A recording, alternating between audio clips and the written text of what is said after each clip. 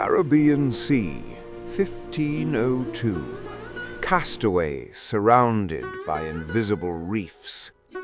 Before empires drew borders across maps, before the Caribbean became a corridor of sugar, silver, and slavery, there was a voyage that nearly disappeared into silence. The year was 1502, and the sea was watching. The man who refused to be forgotten. You are standing aboard a Spanish caravel somewhere west of the known world.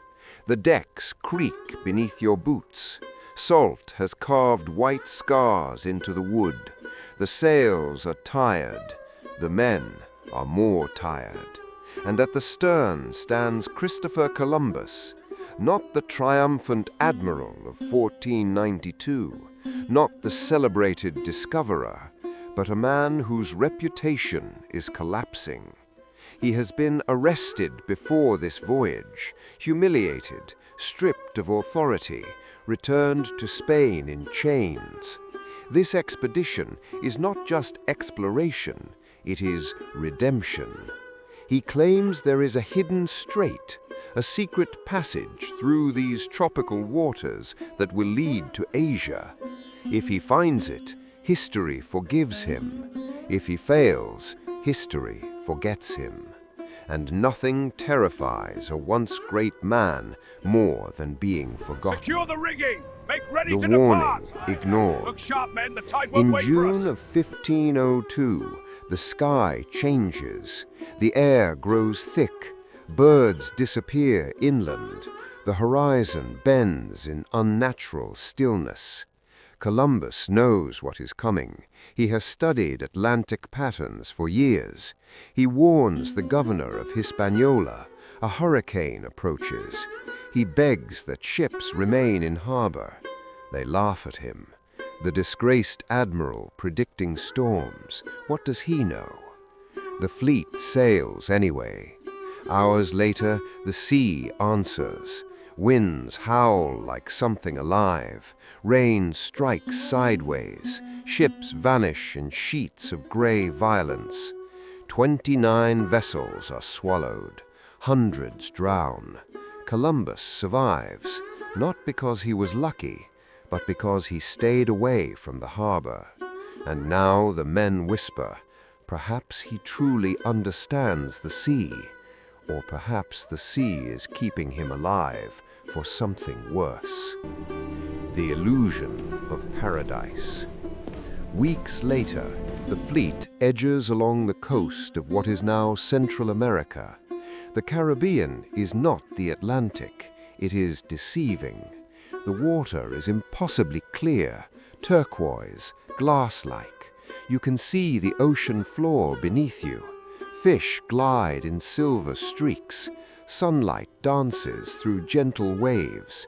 It feels safe, but the illusion is perfect, and that is what makes it deadly. The hour is upon There us. is no We set sail on the storm, tide no into the thunder, storm's embrace. no Aye, warning, Captain, the ships are ready. just a Godspeed. vibration, then a scraping, low, grinding, unnatural. Wood meeting stone. You freeze. Another jolt. The hull shudders. Men rush to the rail. Below the surface, pale shapes. Not sand, coral, rigid, jagged, immovable. The ship has drifted into a reef system near Jamaica. Currents press from behind. Coral blocks retreat. Every movement risks tearing the belly open completely. The sea is calm, which is worse, because the enemy is invisible. The slow leak. Water seeps in, not in dramatic torrents, not in cinematic floods, but in quiet persistence.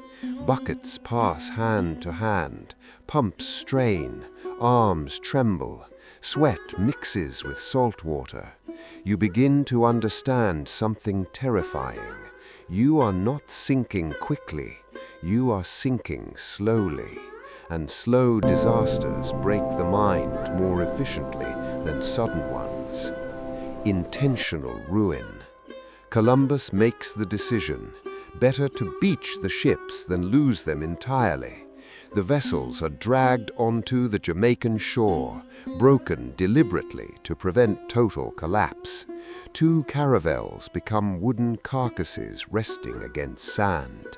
The sea is calm again, too calm. Now you are no longer sailors, you are stranded. Time becomes the enemy. Days turn to weeks, weeks into months. The sun never relents. Metal corrodes, wood rots, food spoils faster than expected in tropical heat. Worms infest biscuit stores, water barrels sour. At first, relations with the indigenous people are cautious but stable. Trade is possible, fruit for trinkets, fish for cloth. But dependence shifts the balance of power. You need them, they know it, and desperation changes posture. The fracture. Morale decays. Some men accuse Columbus of leading them into a trap. Others still believe in the promised strait. Arguments erupt at night. Whispers of mutiny spread beneath palm shadows. Columbus himself is deteriorating. Arthritis swells his joints. He struggles to stand. Pain carves lines into his face. He spends hours staring at charts that no longer promise salvation. For the first time, he cannot command the sea. He can only endure it, and that terrifies him. Hunger and hallucination. Rations shrink, tempers shorten. The tropical heat amplifies everything. The mind begins to bend. Some men claim they see sails on the horizon. None are real. Others swear they hear church bells at night. There are no churches here. Sleep becomes fragmented. Dreams become feverish. The reef that trapped them feels like a curse, not a The island is here, but where's the navigational error, cove? a Patience, curse. the secret cove is marked. We set eclipse. sail at dawn. Columbus discovers something in his almanac. A lunar eclipse is approaching, 29 February 1504. He summons the island leaders, declares that his god is displeased, that the moon will vanish as punishment if supplies are withheld. Night falls, the moon darkens, red spreads across the sky. Silence blankets the shore. For a moment, power shifts back to him. Fear returns food to the stranded crew. But privately, something has changed. Authority gained through manipulation carries a different weight. Even he knows this is desperation dressed as prophecy.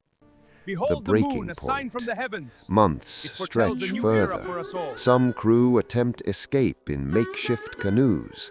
Most fail. Currents swallow them. Hope becomes mathematical. How long can a man survive uncertainty? How long before belief collapses? Columbus writes letters, seals them in barrels, trusts the current to carry pleas for rescue. Imagine reducing your fate to floating wood and ink. Rescue without glory. After more than a year, a rescue vessel finally arrives from Hispaniola. There are no cheers, only exhaustion. No celebration, only relief. The voyage does not find Asia, does not restore reputation, does not secure riches. It proves something quieter, that survival is sometimes the only victory left. The real predator.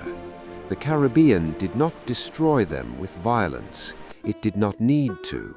It used stillness, clarity, beauty, invisible reefs beneath perfect water, because the most dangerous forces are not always loud.